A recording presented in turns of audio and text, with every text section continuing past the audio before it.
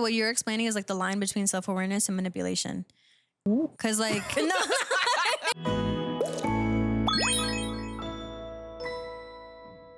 Hello, and welcome back to this week's episode of Yip to My Yap. I'm Star, and today I'm here with Gabby. And today we're talking about self-awareness and unfortunately how few people have it. So let's start off with this question.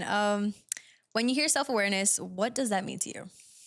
What does self-awareness mean to me? I think it means like when you could walk in a room and you know what the vibes are, how you should conduct yourself in a space, what the unsaid rules could be in a room, kind of just, how you maneuver. And do you think that self-awareness is something that you're born with, taught, or forced into? I feel like self-awareness is definitely something that can be taught, but the truest way to learn it is to really go through it. I feel like a lot of the experiences that we go through life kind of shape us to understand our environments better so that, we can function properly where we coexist at. So it's like what you go through. No, yeah, I definitely think that it's taught.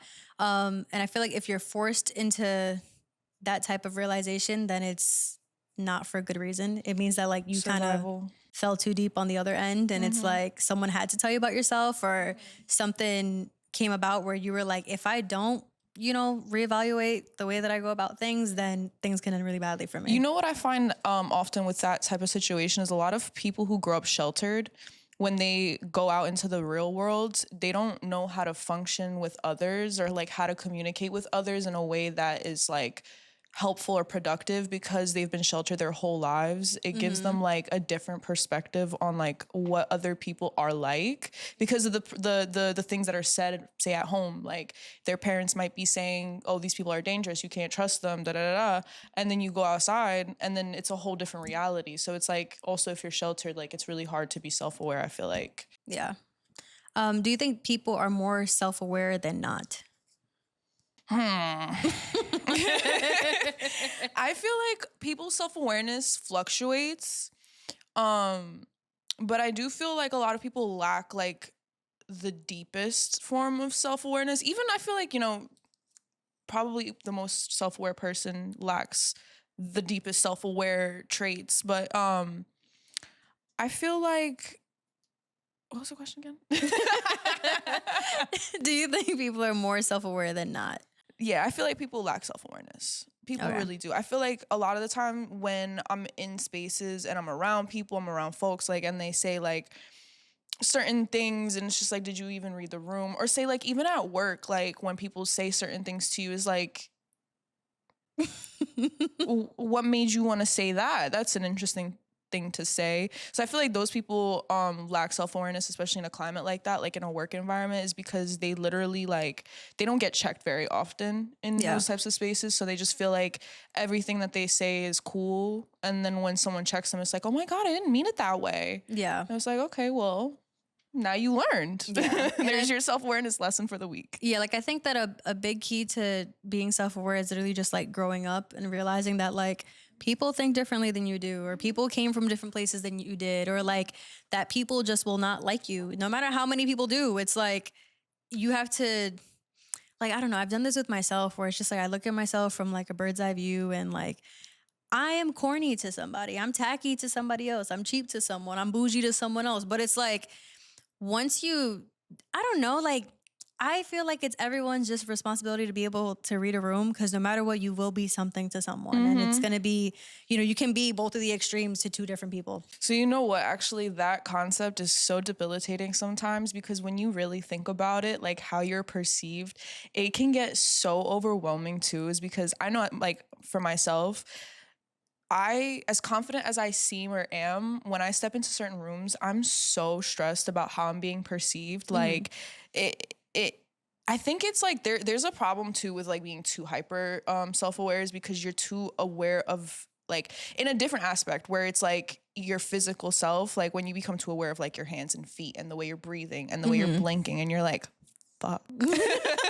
Like these people think I'm crazy whole time, like they're not thinking about how many times you put your hands in your pockets, like, and the more you do it, the crazier you'll seem. So like you're overthinking it at that point. But also just being self-aware of your body language. Like when you walk into a room and you want to be confident, you have to make sure your body matches that too. Yes, 100%. Like I definitely have friends who I'm just like, how do you do that? Because it's Yeah. like I don't think I'm not confident. I don't think I'm not self-aware, all that jazz. But there are definitely people I know who have more of it than I do. And like and it shows. And it's simple things. And it's like there are Instagram pages that like I hate them, but they make valid points where it's like a confident woman does this in this way. And it could be like getting into a car, getting out of a car. I saw one recently getting into a hammock and it's like, don't fear the hammock. And it's like, all right, like it was never that deep. However, Yeah. when you do see someone gracefully get out of a car or someone like walk into a room without doing much, they're doing it all, you know, kind of thing. It's like, all right, you have a point.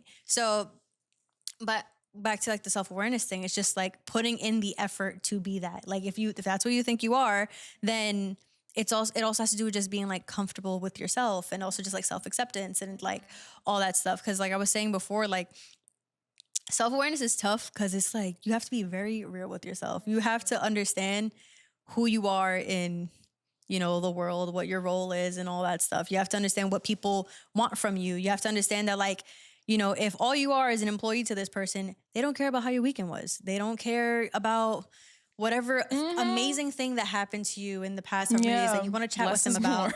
Yeah.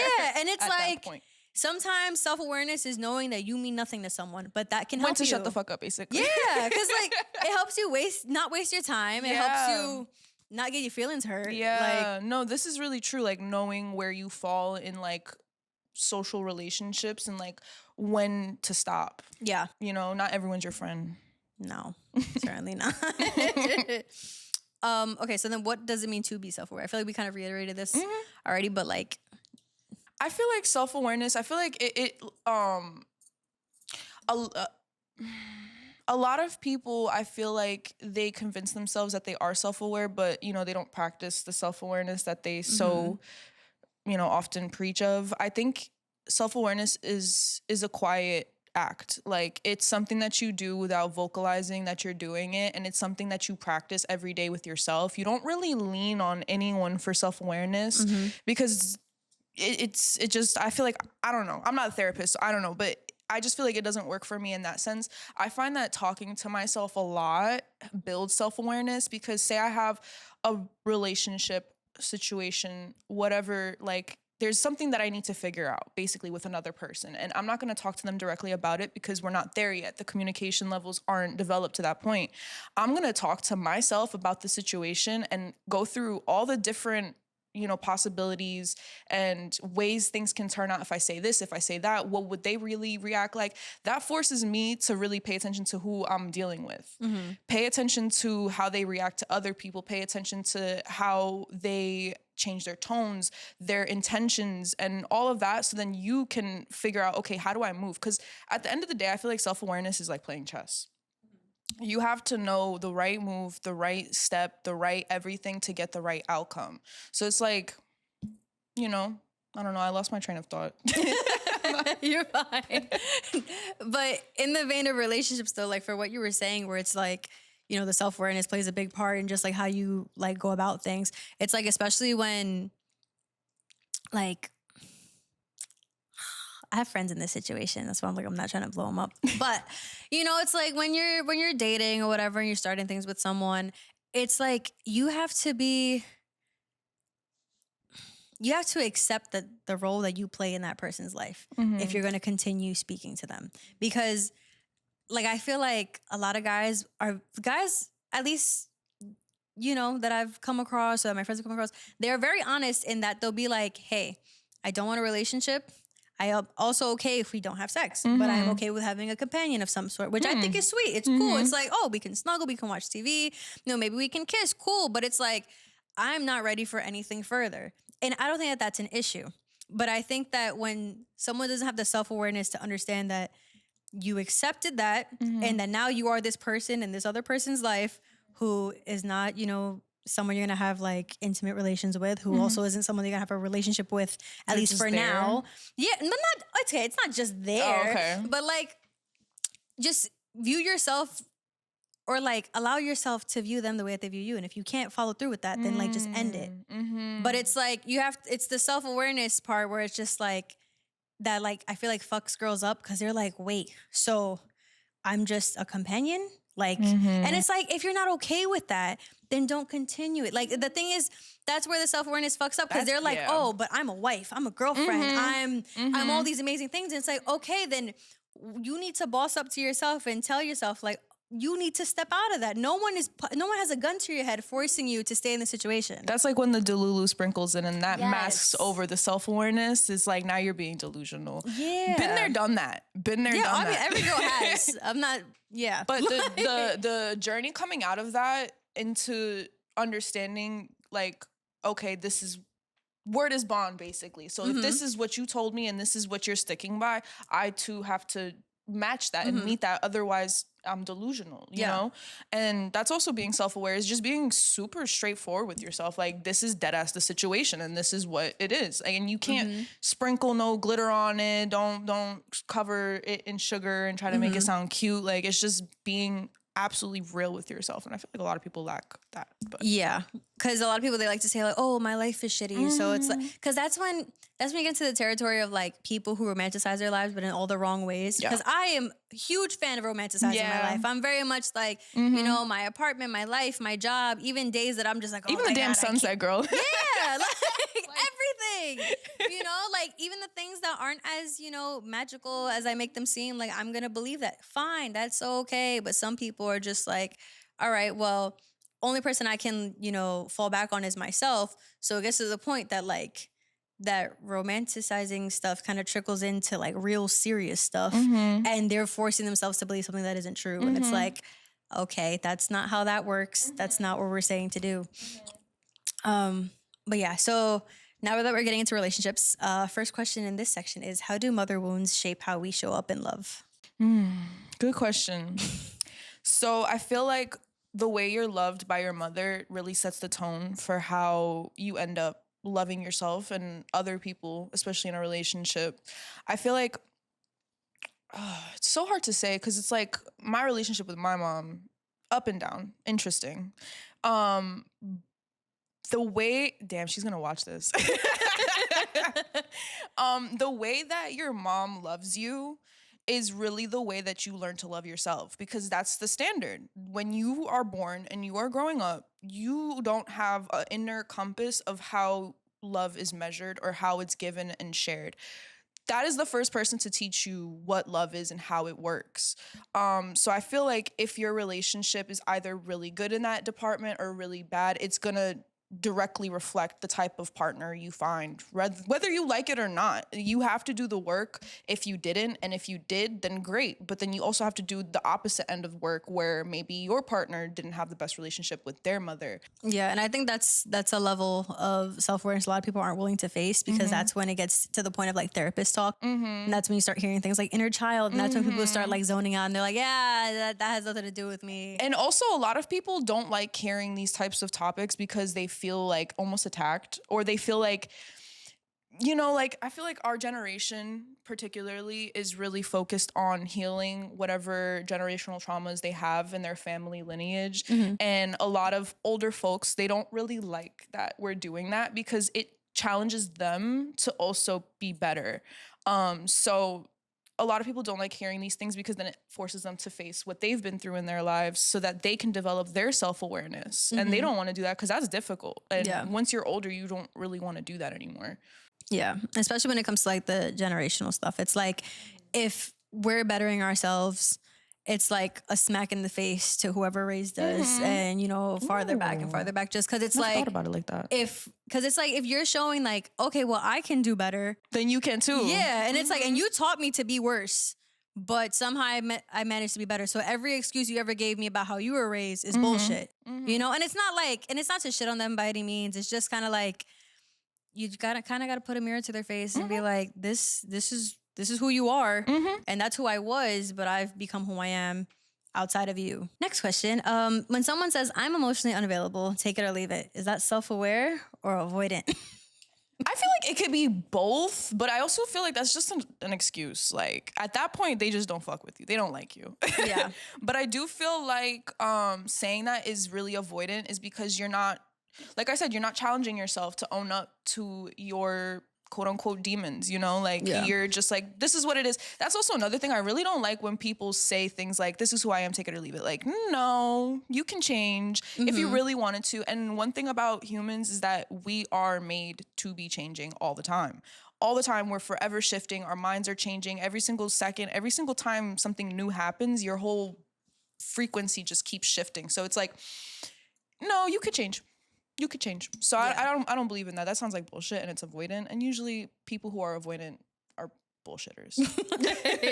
Yeah. And also just to say you're emotionally unavailable, it's like you hear too often that people say that when they're in the middle of like a situationship or whatever you want to call it. But if like you're at a place where someone is asking you to open yourself up and you can respond that, you shouldn't be in that situation to begin with. Because why did you place yourself in that? It's like, it's one, like, yeah, you can be emotionally unavailable, but you can be single, emotionally unavailable, not talking to anyone and working through it. It's different. Yeah. Like, I think the context too is like, who are you saying it to? 'Cause it's like, if you're saying it to somebody you're talking to, it's like, usually I'm gonna just leave it. If I could take it or leave it, it's just all right. I'm just gonna leave. I think that's also usually it's a man saying that.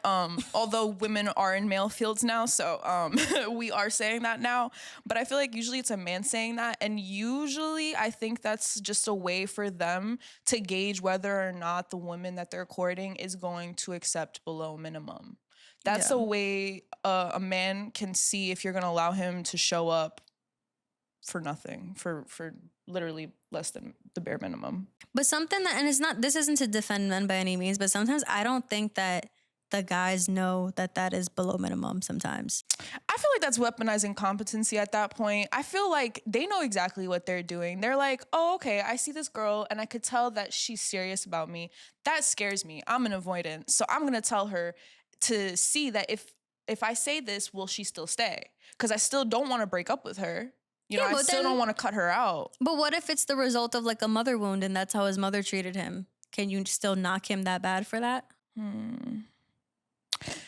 I mean, yes and no, because we are adults and you have to like, you got to get past that. You have to like, are you going to blame your mom for what she did to you for the rest of your life? There was a point in my life where I had to sit and be like, okay, I need to stop blaming all the shit in my life on what I went through as a kid. Like there comes a point in time where, okay, yeah, you went through all of that, but you need to do something about it. So if you're still like, my mom didn't love me, I can't be there for you. You just gotta wrap it up. Get on. No, like, no offense to whoever functions that way. Maybe this is a sign for you to face your demons and grow. Okay, so, can someone love you deeply and still lack the self-awareness to treat you well? Oh, of course, been there, done that. I feel like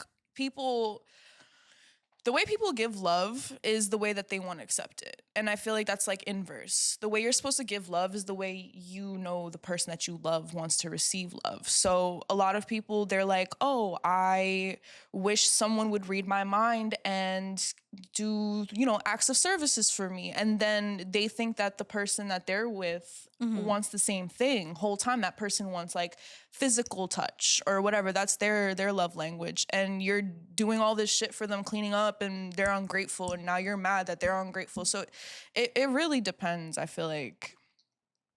Yeah, I mean, I hate that it's true that someone can love you deeply and not have the self-awareness to treat you well. Just because it's like, I don't know. I've been in situations before where it's like, I am telling you exactly who you are. And I know, because the thing is, you can't deny someone's love for you. Someone can be like, even toxic people, they still love you. I'm not going to comfort you and say, they just show it differently. No, they're showing it to you wrong. But it's like, you can't deny that that's what's there. I've seen so many relationships where it's like, you can't deny it. There is some fire between them. There's passion. There's something. But it's not healthy for either one of them.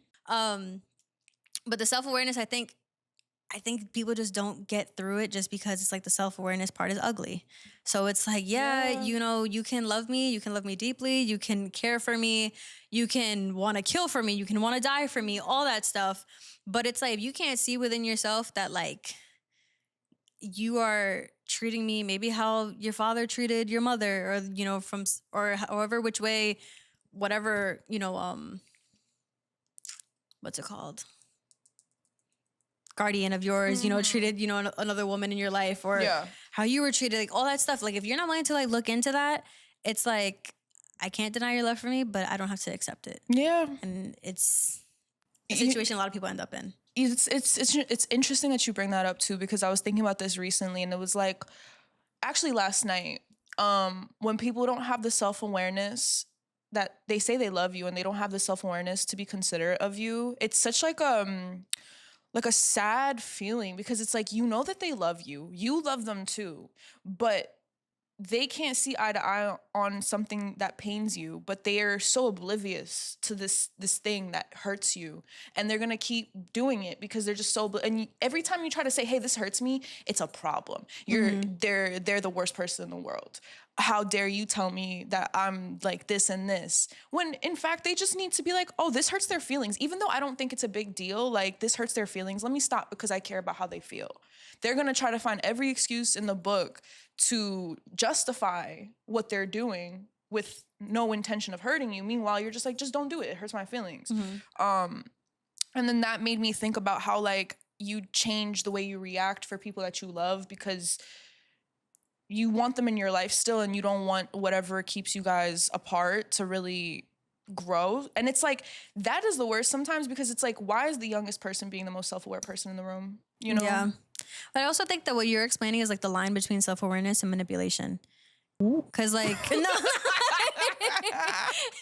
because it's like a manipulator is very self-aware. Like, I think that, you know, even though it's not used to the, you know, for the best types of situations, but it's like a manipulator is beyond self-aware of themselves and you, because in order to manipulate you, they need to understand you. And it's like, it's a manipulator very obviously shows that they have read you entirely and are doing everything in their power to make you weak for them. And it's like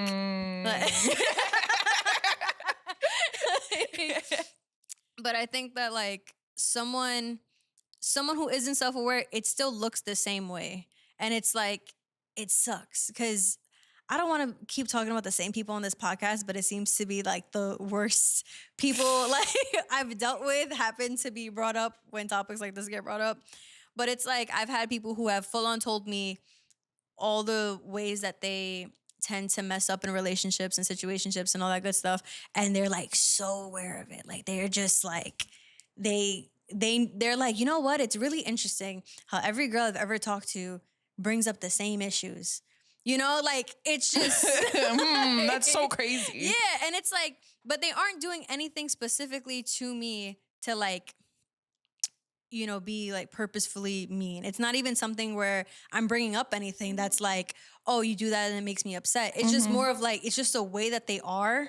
And that's something that keeps getting brought up. And I think that that's when it's a lack of self-awareness, because it's like, they're not intentionally doing anything. It's not even like, oh, you get mad at me every time I go out, or no, it's not even that. It's just more of like, I notice you tend to change the topic when we talk about this, or I notice that, you know, and it's never something that's like wrong with them. It's like subtle behaviors. Yeah, it's just something where it's like, that's what I can call oblivious, because it's like, that's a behavior that it could be a trigger, it could be all those things, and they just won't know. And like, a lot of it also plays into like, you know, Hispanics not believing in therapy, and it's just like this Puerto Rican dude who was never, you know, never had the thought planted in his head that maybe something's a little wrong with me, maybe there's something I should dig deeper for. Nothing ever is wrong with anyone. Yeah.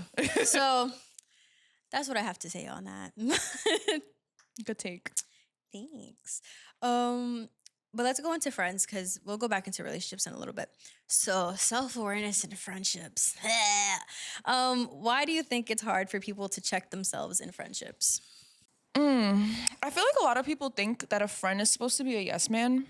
And I find that a lot of failed friendships are usually based off of someone kind of being like, you disagreed with me in the grand scheme of things. And it's usually someone like, as a friend, personally, I'm really real, and I'm going to check my friends. If they don't like it, I don't know what to tell you. Like, I expect my friends to check me as well. Like, I feel like that is the way that we push each other to be better. And that's the whole point of having a friend. Like, you're supposed to do better. You're supposed to want your friend to do better and be better. I feel like a lot of people take getting checked as a threat. They take it as like an offensive action, when really it's like the biggest act of love is someone telling you like, you might not want to do that because this and this and this, so and so, whatever. So yeah, I think that it's like a necessity in a friendship personally. Yeah, and I think that also it's just the words getting checked, because I feel like people hear that and that it sounds aggressive. It is the And connotation. Yeah. and it's just the way that we hear that, but also it's just like a friend looking out for you, a friend noticing that something in your behavior isn't good for you, or a person isn't good for you, or any of that good stuff. And I think it's hard for people to check themselves just because it's like, I feel like friendships have lost their value over time. And I don't know if it's because it's something that happens between the ages of like 5 and your 20s, you know, where like, where where friendships mean everything when you're a kid. And then, you know, you get older and you start being like, whatever. When really, I feel like friendships are some of the most important relationships you're going to have in your life, because those are people who chose you. Your friends chose you and you chose them. And it's like, you know, a friendship is deep when you can have a deep conversation. Where I think friendships are deepest when you can have a conversation where you're like, hey, I'm going to tell you something.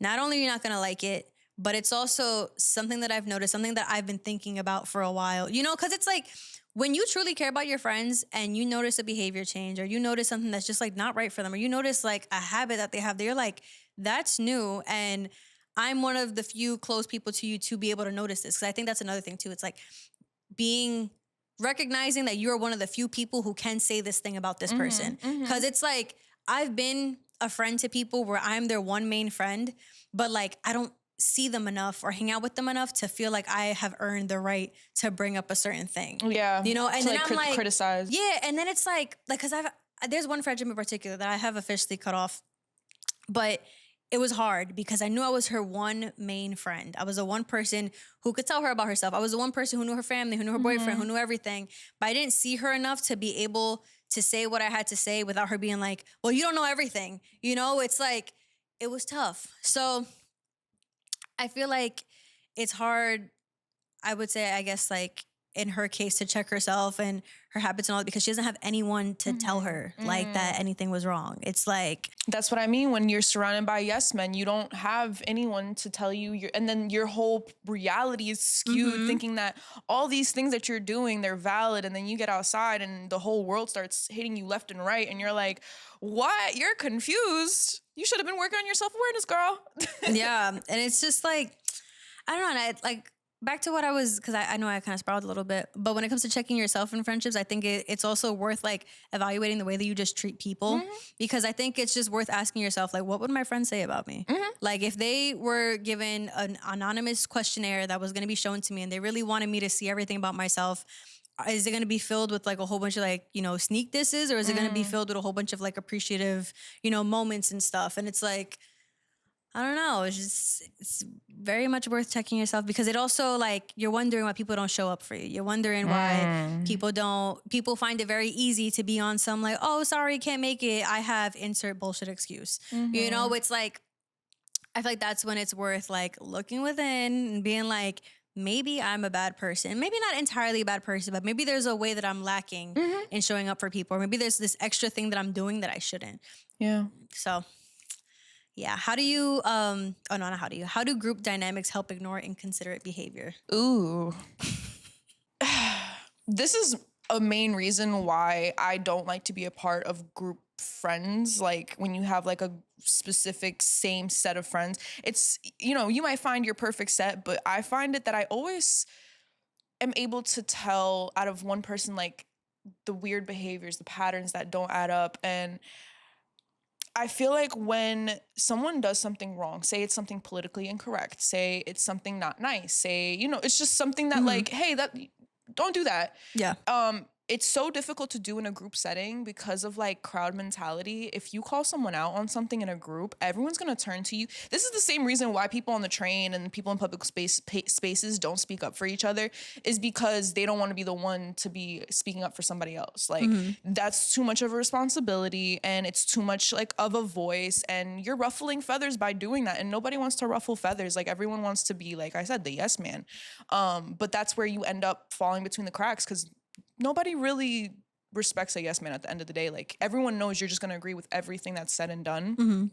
So I feel like, in a group setting, it's so easy to lack accountability because everyone is going to laugh at that fucked up joke you just said. And and then the one person who wants to say something is like, everyone around me is laughing. And if I say something, no one's going to really like fuck with me. They're going to be like, what's her problem? Debbie Downer, like whatever. And just kind of like make you isolated. So I feel like that isolation happens with self-awareness is because it makes other people uncomfortable. Like, oh, that wasn't funny to you. Now I have to be accountable for the fucked up thing that I said, even though I didn't mean it to be fucked up or whatever. Like the intention doesn't always have to be malicious. Like, you can be like, oh, I'm sorry. I like, you know, self-awareness. Yeah. And I think what's interesting is like, for me, it's, you know, kind of what you brought up earlier with like the hyper self-awareness that fucks me up in group situations, because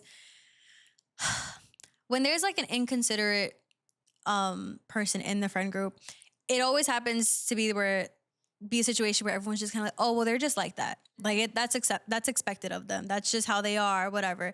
And it's like, it's almost like nobody cares because everyone else fills the void, you know? And it's almost like, all right, but like, it doesn't matter, that person messed up.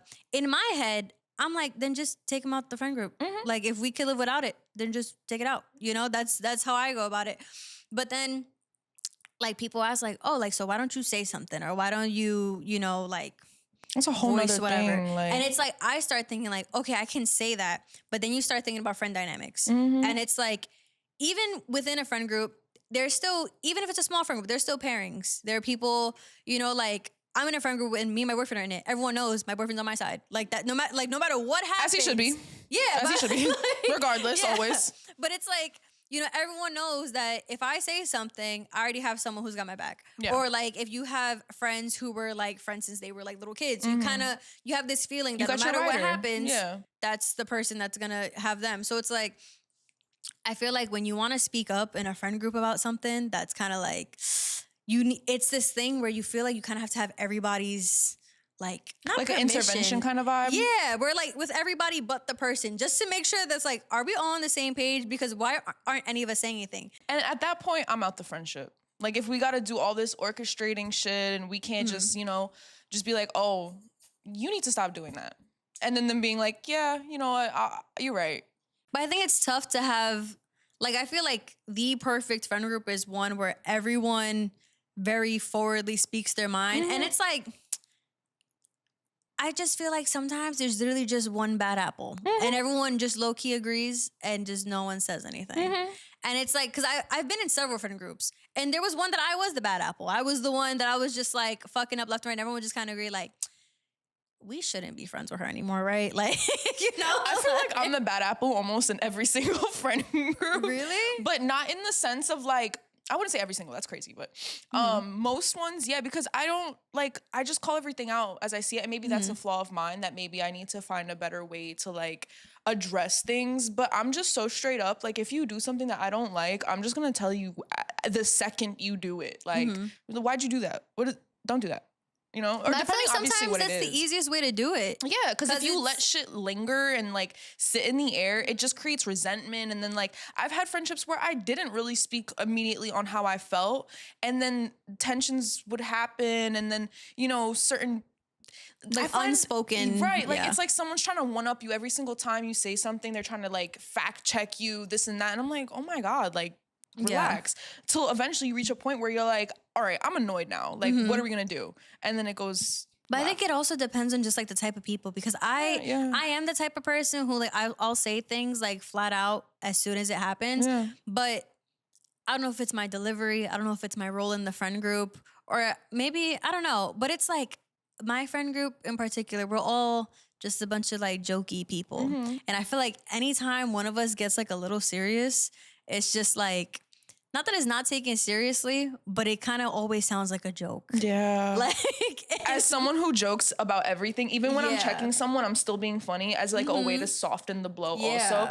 Yeah, you don't get taken seriously if you joke. Yeah, because then it's like, as soon as things get serious, that's when everyone gets like whoa, like is something happening? Is something really big happening right now? Like, is this the end? And then it of becomes this too era? serious, and it's just like it doesn't have to be serious. That's why I add like a good giggle to like, don't. Why are you doing that? Why'd you say that? Or like if a friend of mine says something politically incorrect, I check them, but I also make sure that it's not aggressive. Like so like it might sound aggressive because I'm trying to get my point across, but I'm still laughing. So it's like I'm trying to like set the tone in the room. Like I'm still your friend. I'm not attacking you, but you need to stop doing whatever you're doing because I don't like it. And I think there's like trying to find the healthy balance too between like the jokes and like the, I don't know, like I could say this. He doesn't watch my podcast.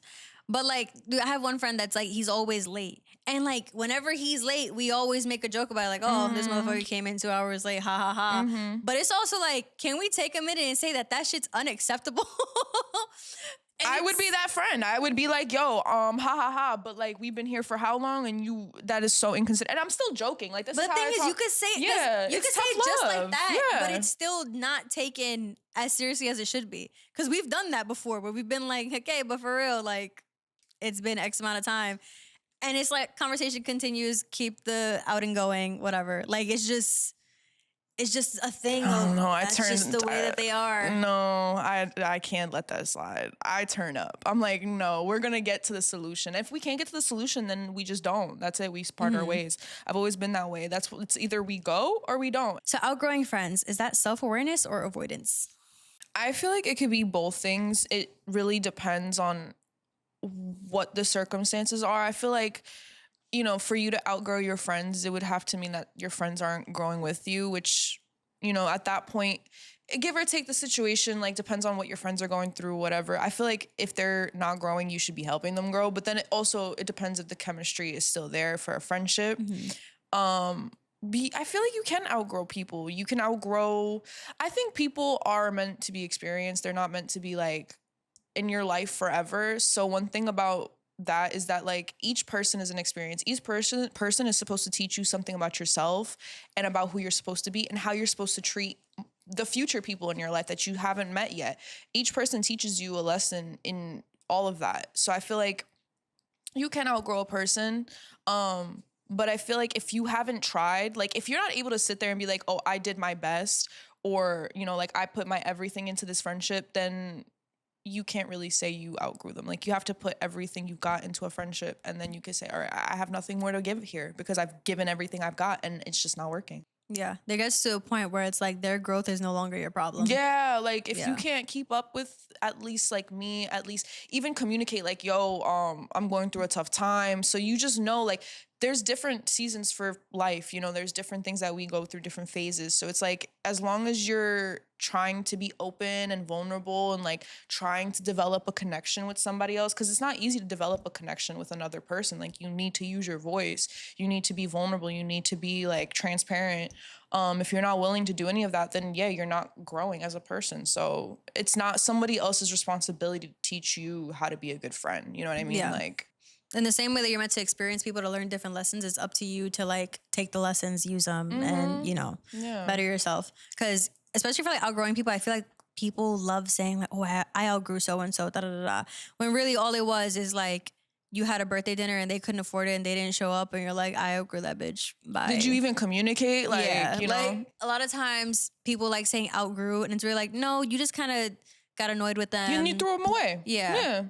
And I don't know, I feel like a valid like example of like outgrowing someone is literally just like the way that I view friendships is, or not that I view friendships, the way that I gauge whether or not that you are someone that I'm okay with having a friend for a long period of time is if you always show some form of ambition towards something. Because I have friends in very different phases of their lives where it's like, some still living with their parents, some are working at coffee shops, others are working at big corporations. Some people are like doing like the artsy thing. Some people are taking a gap year. Some people went back to school. Like everybody's doing different things, but it's like, for as long as you're working towards something, I know that you have some level, some capacity to be a friend of mine. And it's like to grow towards something, that means that you're developing emotionally, it means, or maybe even physically, if you're into like the fitness stuff, or even like, spiritually, if you're looking within, or just all that stuff. It's like, for as long as you're growing towards something, I'm all about growth in all aspects of my life. So I know that there is somewhere that we can relate, or that there's something that in your life that I can relate to mine. And for as long as there's that link, I think we're good. as soon as you get to a point where you just start not caring, obviously I'm going to look out for you as a friend and be like, hey, like what happened? What was the shift? Or is everything okay? But if you start pushing me away too much, that's where I get into the, we're grown adults territory where it's like, all right, I'm not here to baby you. And everybody's got different situations. It's different too if like people have family or if people don't have family. Like if they don't have anyone that's blood who's going to stick around or whatever for the sake of, loyalty and blood and all that, then it's like, I'm going to stick it out a lot longer because you don't have anyone to be that for you. And I understand that there is no one else. That's so nice but of you. It's like, I'm like, I'm not no charity. Like, no, because like it depends though. Because like, once again, it's like knowing your role in that person's life and accepting that. And in the way I said that about relationships, it goes that way for friendships. Like sometimes I realize that I am the person that this person would call if they needed somebody to pick up, within seconds kind of thing. And that they wouldn't have anyone else to do that. But you know what I find, like, not to be the devil's advocate in that, I find that like being that friend for people gets you so used. Like people will be like, oh, they know, like, or they won't even try to help themselves at that point. Because they're like, I don't have anyone to lean on. And I know that I can always lean on this one person. So I'm never going to learn how to lean on myself because I always have this one person to lean on. Now they're putting all of their shit on you. And now you're like drowning in their shit. And you're like, damn, like, I want to tell them how I really feel, but now you can't even lean back on them because they don't have anyone to, so it's just like, I feel you because I've been in a lot of situations where I've helped people go through different difficult phases of their lives, but I feel like it's a thankless job. And usually most of the time they kind of, once they get on their two legs and they're gone, they're gone. They're not coming back. I mean, honestly, I don't mind that. Like I've always said, both for relationships and friendships, I'll never regret the love that I put into somebody. Same. And it's like, because I've had a friend where it's like I was the person that he leaned on for everything. He called me at 2 a.m. crying or whatever, panic attacks, whatever. Like I'd be there, kind of thing. And it's like I don't mind being that for as long as I have a cup to pour from. I'm also not the type to be, because like I also make it very clear to my friends where I'm like, hey, I am like not in a space for any bullshit for the next however many weeks or whatever. And like they understand that. Like I'm big on communicating where like. Because it's like for a while, I was always a friend that was never in a tough spot. I was always a friend who like always had it good. And I was just like, Erica's always up to something or whatever. So I get that. I realized that, once again, this is like a self-awareness thing. Once I realized that that was the friend that I was to a lot of people, I made sure to make it very known to the friends who often reach out to me when shit hits the fan. Hey, I'm going through something. You have boundaries. Keep that in mind or whatever. And if, stuff gets that bad, we could talk. But I'm also going to pour into you a little bit and be like, not pour into you, but kind of like, dump onto you like, hey, this is the shit that I'm going through, and then we could bond together. But if like, if you think that I'm just gonna be the place where you just dump everything, it's like it just depends. Cause like I've accepted that some people's like phases, sometimes that shit's years. And like if you've been in my life long enough for me to see you go through those waves and know that it gets better, then I'm gonna stick it out. But it's like if that's where we started and we've never gotten out of that, that's when it's like, I feel you on that aspect because you're coming from a place of abundance. Like you have abundance and you're putting it out there in the universe to like help others with their lack of. And I feel you also on the thing that you say, like how you need to see the changes. Like you need to see the shifts happening in that person's life for you to be like, okay, like I know that this isn't them forever. Because coming from my life, like the things that I've been through, I had a friend for a short time where she was like, she was helping me through some stuff that I was going through. I didn't ask for the help either. Not to be like someone who's like, oh, I didn't need it. I didn't ask for it. I never asked for help. She offered it.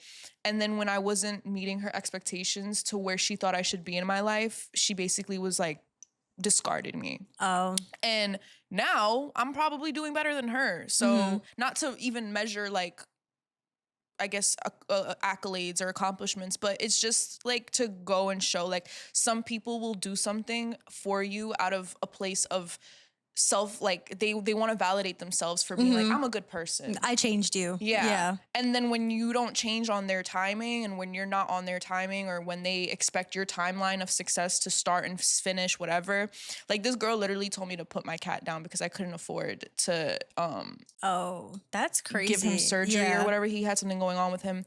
And it was only $200 too. So I just couldn't afford it at the time. And she was like, you should put him down if you're not responsible to take care of him. Cause at that point, that's a lack of empathy. I was like, damn. First of all, like I'm in a tough time in my life right now, like small time period. So it's like for you to discard like my animal that's probably going to live to see my kids, like that's crazy to me. And then like, just not like, just that's also a different form of self-awareness too, is because it's like you're not even trying to put yourself in another person's shoes. Self-awareness also comes in putting yourself in other people's shoes. Like you have to understand that like life is going to be up and down, and like you can't really, yeah, I don't know.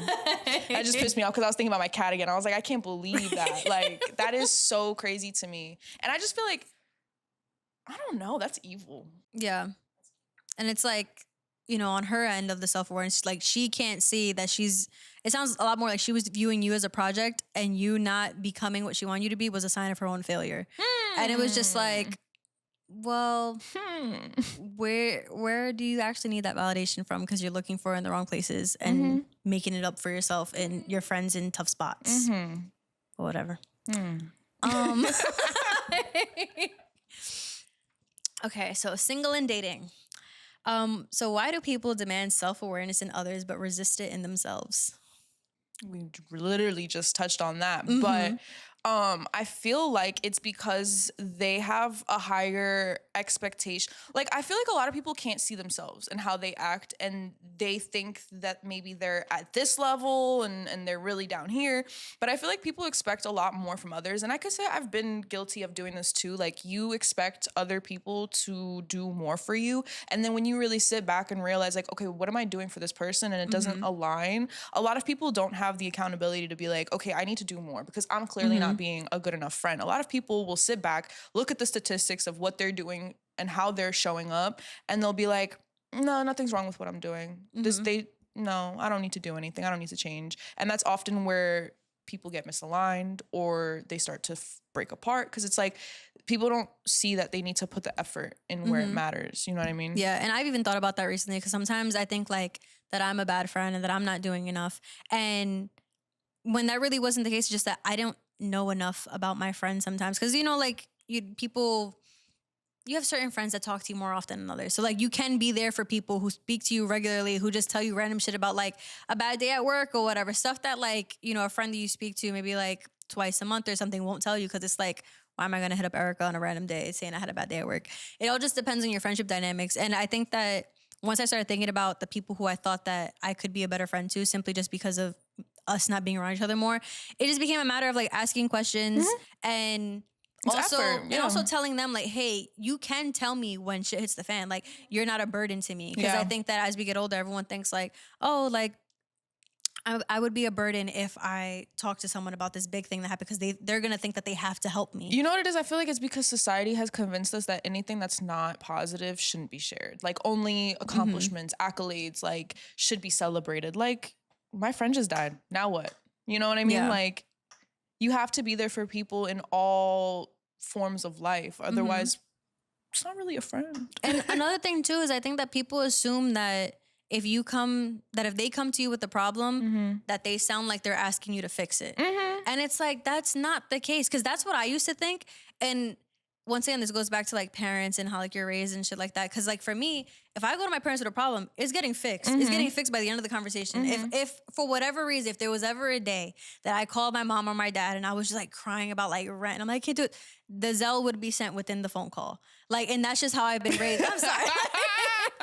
But it's like, yeah, like that's just always, I'm used to that. To me, that is just the way that it is. So I was like, if I burden my friends with all my issues, they're going to think that they have to fix it immediately. And that's just because it's like, no, I'm not normal. Like where I was raised was not normal. There are a lot of people who don't have that, you know, that privilege and stuff. And it's like, once again, self-awareness again. I was like, oh shit, like that is, people don't have that. Yeah. So, but it's also another reason why it's my goal to fix other people's problems as soon as, you know, as soon as they call me with something. Like, you know, I had a friend a few months ago, like she was having like an anxiety attack about a breakup, and she was just like, I don't know what to do, blah, blah, blah. And even though it wasn't a huge thing, but like I had plans to go to the gym that day. I had plans to do dry cleaning. I had plans to do my laundry. And it was like a fourth task that I had for that day. I was like, hey, come over. I can cook for you. I can do this, that, and the third, whatever. And like, we could talk about it. We could watch a movie. You can sleep over. All this stuff. And I work remote. So I was like, you could take a day off of work if you can. And like, you know, I could still host you while I'm home or whatever. And it's like, that didn't take money out of me. It took maybe some time, but it's like, that's what it takes to be a friend. But that meant the world to her, yeah, though. But no, I'm not but gonna lie. she ended up not being able to, because she couldn't take off of work. Oh. But it's like, she know, like, even then, the fact that she knows that that's available, she saw that and she was just like, I wasn't even asking for all of that. Like, that wasn't, I was just calling because I was freaking out. But in my head, I'm just like, well, no, when there's a problem, you not fix it entirely. You got a provider mindset. I like that. Yeah. She said, I'll take care of you. No problem. I don't know. Like, when it's something that I can do, or like you said, the abundance thing, where just like having, you know, a place to give from. Yeah, like the capacity to hold somebody else's problems just because it's like I have the space. It's like, well, what else is the space getting used for? Like, I don't mind giving that. That's real. But yeah. Okay, dating apps. Do they encourage self-awareness or performance? I'm not gonna lie, I haven't used a dating app since like 2019. Oh, okay. But I do have friends who use dating apps, and I think that shit is so performative. It's literally just, I don't know. It's how much of a connection could you create with someone through a digital device? You know what I mean? Like, not to say that you can't. I've definitely made a few internet friends in my days. But I just feel like dating online, it's very dystopian. Like, you're seeking a suitor on a superficial platform. Obviously, it's all performative. Like, you're going to pick the best pictures of yourself. You're going to give the best qualities about yourself. Like, I was sitting with a coworker one time, and she was asking me to help her pick good pictures for her thing. And in my head, I'm like, okay, like, we're picking the best fucking pictures. And she's picking, like, and I'm like, what are you doing? Like, we need to pick the good pictures. And that, I think, is what comes to mind when I think of dating on social media. Is just like, it is superficial. They're not going to see the ugliness that you probably are sometimes, and say like you don't speak clearly every time, and like, you know, on social media you can think and like write out everything perfect. Like, it's not real to me. It's not, there's no flaws. So it's like, no. Yeah, and I think it also blurs your self-awareness, only because you have all these people speaking to you based on what you said, like your most perfect pictures and your most curated responses and the most clever thing that you could have, sometimes it's not even that you thought of, that ChatGPT thought of, because people are using that to help them make their profiles. Which is another crazy or thing. to make their pictures at that. And because like, if you need to use ChatGPT to hold a conversation, we have really big problems. There's a ton of men who do that for sure. Because even when I had dating apps, when I was using them, like, I made sure that 2 of the pictures had me with my natural hair and not natural hair, but like, because my natural hair looks like this, it's curly, but I mean more of like when it's brushed out and it's like after the gym and it's greasy and it's got that slick back bun. Like, you still gotta like me with a slick back bun, and you still gotta like me with no makeup. So I made sure I have 2 pictures without makeup. And another thing too is I also put my best pictures at the bottom of the page, so that if you liked that picture, it meant, well, I'm talking about Hinge, because I know Tinder and all that stuff is different. I'm talking about Hinge. But at the bottom page, so like to get to the good picture that you liked, it means that you saw all like my bad pictures. And you kept going. Yeah, that was my little way of combating it. It's a good strategy. At the same time too, like, I made sure I was meeting people like within the week, because I was like, don't waste my time online, and then I find out, you know, your breath stinks, or like that your hygiene's weird, or your hair is greasy. Like, we need to see the physical, the physical person. Yeah, like, you're probably not 6 feet, and that's fine, but I need to see. You know, another thing too with that, I think it creates a dopamine like effect. Like, when you 100%. Get these notifications on your phone from a random ass person you've never even met before, and you're like, oh my god, and then like you're having your little chat moments, and you're like, it's not real. It's not real. It's delusion. Or when I was bored or whatever, and I wasn't even on the apps, but I would re-download them because the page still existed, and just go through all the guys who liked me, and I would just look at them like, that's cool. And if there was something that caught my eye, I would, you know, talk to them, but it would be like months after they wrote me, and they would still answer within minutes. I'd be like, oh, okay. Like, the dopamine rush was there. Yeah, because you're like, all right. Nah, I can't. And it's like, you liking pictures from me 6 months ago. Like, I got better since then. Like, you know, like, there's just so many things. Or like when you, that progression from like on the app to texting or like phone calls, like all that stuff is little stuff where you're like, oh my God, leveled up or whatever. And then you're doing it with several guys. And it's just like, you're on a fucking high, and it's not a good one. It creates like a false sense of intimacy, because you're like on the phone all the time, and you're creating like this little relationship in your head that's not real. Like, you're creating a figurative like man in your head, and you're just like, oh my God. It actually is Love is Blind. Yeah. And that's why I don't like it. Like, I need you up close and personal. I need to know, okay. And even still then, you don't even know who you're, you know, you need time. That's for sure. You need routine or something. If someone can name all their trauma but hasn't changed any behaviors, are they self-aware or just self-diagnosed? Self-diagnosed and avoidant. They're running from their problems. It's a crazy thing is because those same toxic people are just like that. They're like, I have ADHD and I lost this and this in my life and I have this problem and no one does this for me and they can go down a whole laundry list of all the shit that makes them who they are. It makes them aggressive, it makes them sad, lonely. They like to isolate because this and that. These are all excuses to not change your life and do better, because all those things are things that you could change easily. Like, if you don't like something, say for example you live alone, on top of that you don't like the way you wake up in the morning, you don't like your morning routine, and you feel like it affects the way you function for the rest of the day. Why do you keep waking up and doing the same shit every day? If the food that you eat upsets your stomach, why do you keep eating the same fucking food? Like, to me, I just feel like that's just an excuse to stay the same way and not have to change and do the work to be a better person, or at least like face yourself. And then, because nobody wants to face themselves and be like, I'm not a good person, or not necessarily like not a good person, but oh, I could do this better, or I didn't do this well enough. Nobody wants to be their own critic, or they are and they just don't want to do anything about it. I don't know. You lost me. Because I know a lot of people who can be like they can sound like a therapist themselves with the way that they list everything, and like they're like, the awareness is insane. It's like, okay, not only, because I know people that not only are you aware of your issues, but you know exactly how to fix them. You know exactly, like, it's not even like you're lost. It's not even like you're confused. And then, you know, they talk to me, and these are like friends of mine. Well, not really friends of mine, acquaintances, I guess, because I'm not friends with these kinds of people. But like, people tend to confide in me. And it's like, you tell me all these things that are wrong with your life and with you. And it's like, even I'm confused sometimes, like, damn, how are you going to fix that? And you're telling me these are the ways that this can get fixed. This is, and like, they're naming things about themselves and saying like, these are signs that I am not equipped to deal with a relationship, or these are signs that I'm not equipped to deal with, you know, living on my own or whatever.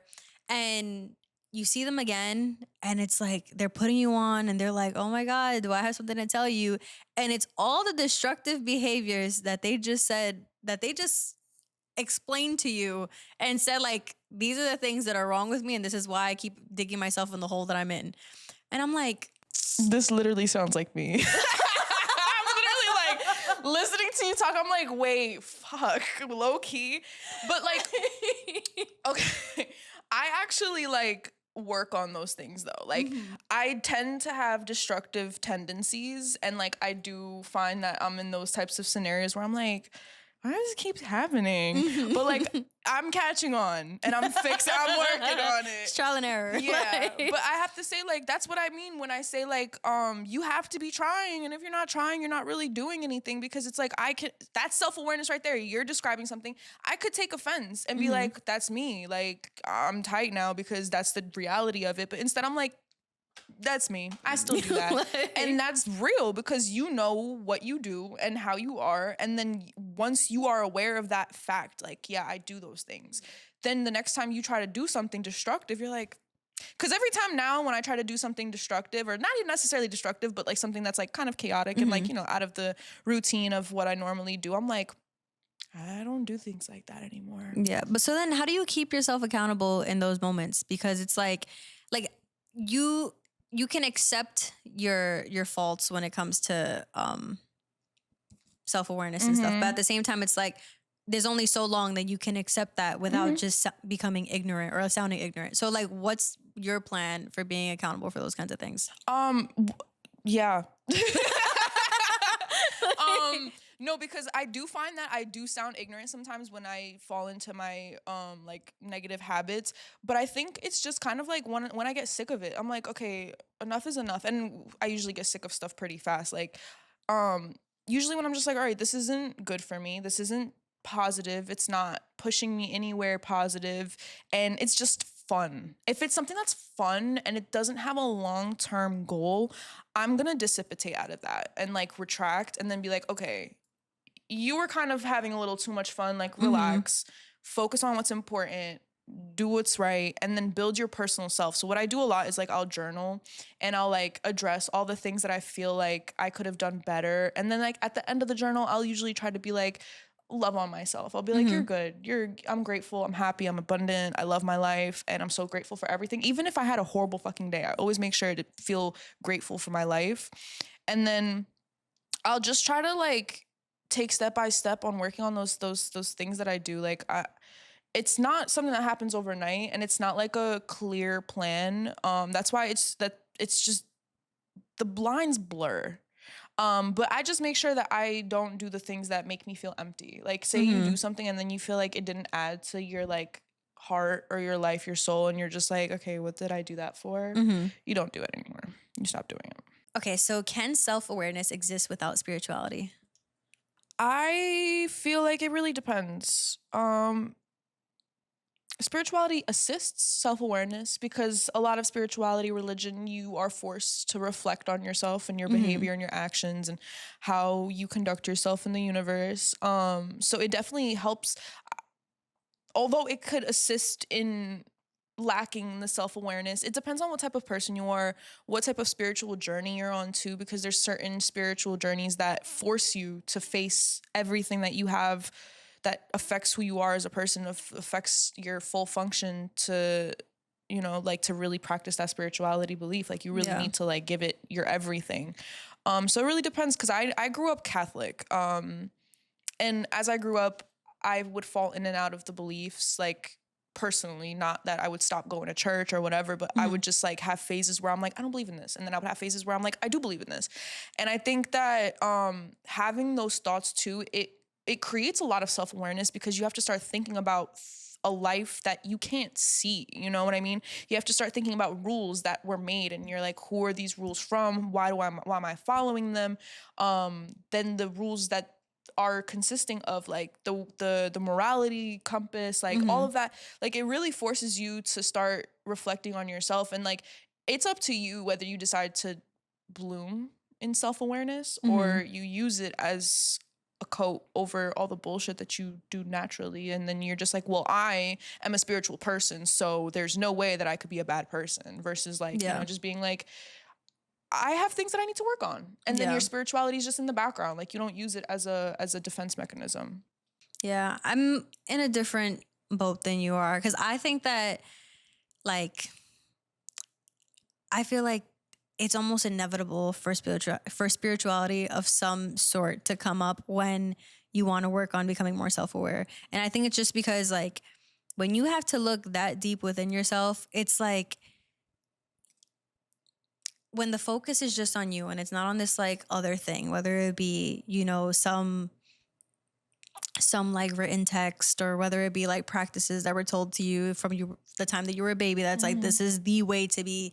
When it's really just you and you just start thinking about like, what are my morals? What do I believe in? What am I doing wrong? Because no matter what, like nobody's perfect. I don't think within any religion, I don't think anybody's doing everything perfectly the way that whatever book says to do.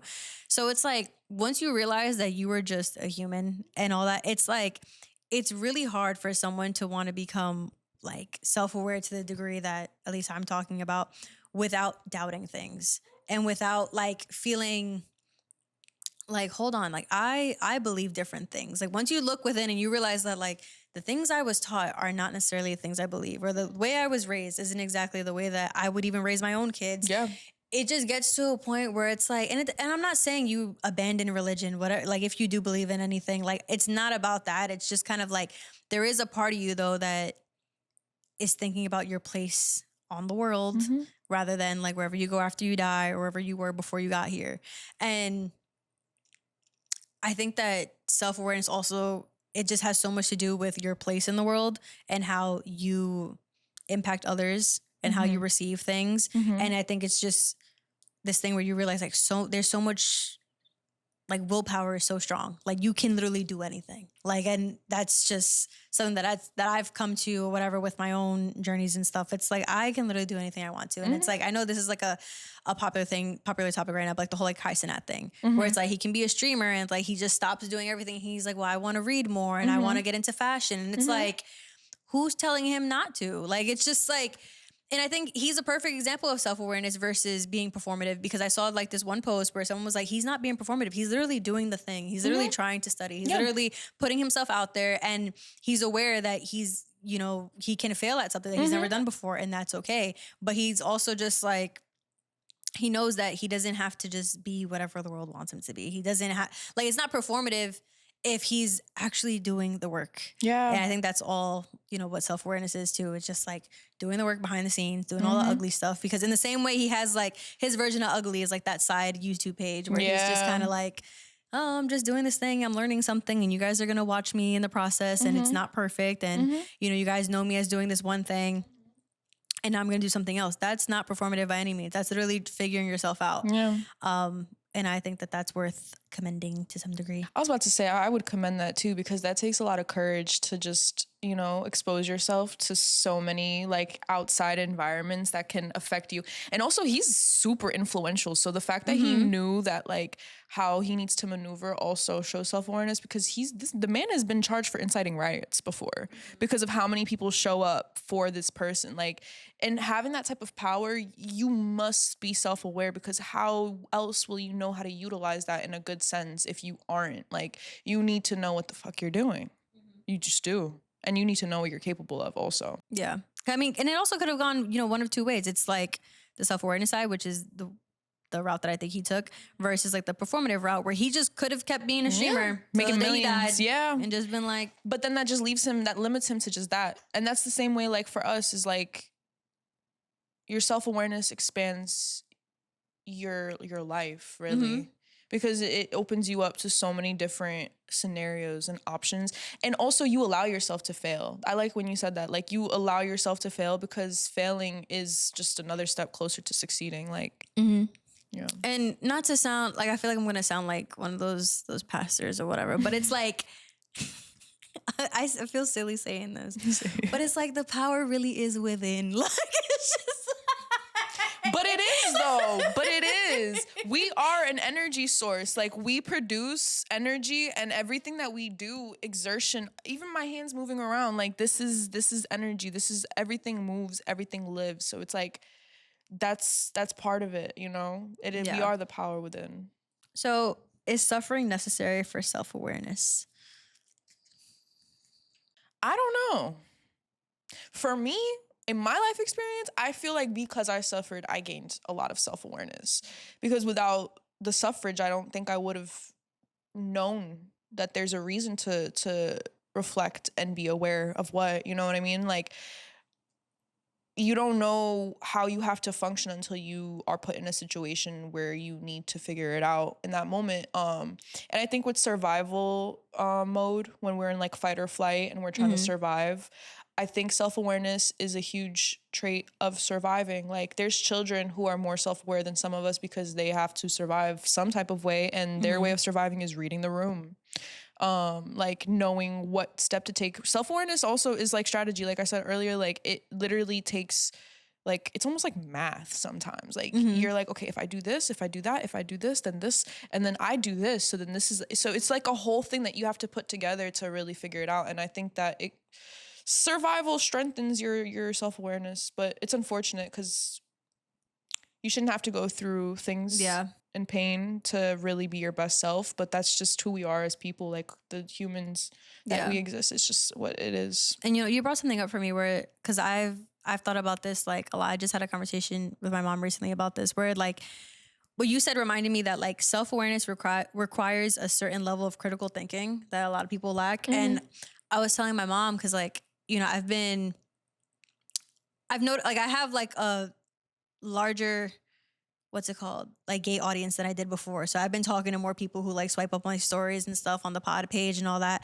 And something that I've realized through like all my conversations with them is that gay people have such a stronger sense of self-awareness than most other people, just because a lot of the times they're reading the room and thinking like, how much of myself can I be? And I've like, that's something I would have never thought about, because it's like, you know, living in Williamsburg, being in New York, like I think like, okay, I totally don't know the gay experience, but you know, I always feel like I have like a general gauge of just gay men in general. Like that's not, you know, it's not a harsh topic for me. But thinking about it like that, like after like really like getting in their heads and talking, I'm like, that is so fucked. Like, I mean, it's a cool skill to have, sure, but the like once again, it goes back to suffering, where it's like it's the fear, it's the survival mode of thinking like there's a chance that some people won't accept me, and the consequences of that like can be a lot harsher depending on the situation that I'm in. Yeah. So I think, you know, once it's also has to do like demographics and stuff. It's just like there's like so many things, and that's why there's some people who, you know, you kind of can say they're born with it, you know, because let's say you know, because there are people, you know, even with the gay stuff, like some people, when they're born, that you just know they're a toddler and you know that they're gay. You know, let's say you're gay, you're black, you're disabled, you're, you know, name all the things. Minorities, yeah. Yeah, it's just like that person is so like they can read facial expressions. They walk into a room and they know exactly who the loving people are, who the people are to stay away from, like exactly what they can say to who. And it's just like, it just sucks that the way that that came about is because they have to deal with all these other things with themselves. Okay, what's one question that people should ask themselves if they want to be more self-aware? A lot. You should ask yourself a lot. What I find works best is literally talking to yourself. Like, say you would go get on the phone with your homegirl and you're like, oh, I don't know why he doesn't like me. Ask yourself that question and then answer it, and do that with every single thing that you could think of, down to like, oh, what do I want to eat for dinner today? I don't know. What do I usually like to eat? Like, you need to get to know yourself, because that's another thing that also a lot of people lack is a strong relationship with self.